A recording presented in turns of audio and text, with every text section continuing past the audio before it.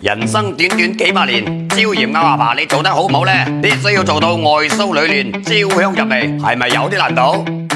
事不宜遲，即刻搞佢！首先準備純情鴨阿爸，用清水沖洗佢乾乾淨淨，撈出嚟瀝乾水分。碗入邊放入薑片、葱段、洋葱絲，伸出你發財嘅手仔，用力揸出薑汁，去香增腥，薑葱汁就搞掂啦。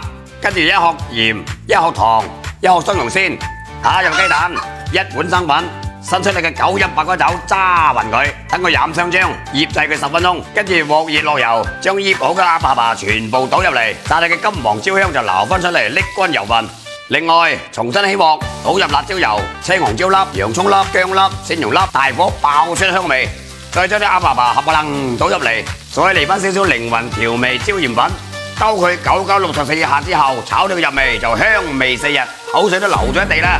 呢一味椒鹽口味真係越食越上頭，外酥裏嫩，大碟焦香，簡直飛升太空啊！直情係爽到不得了。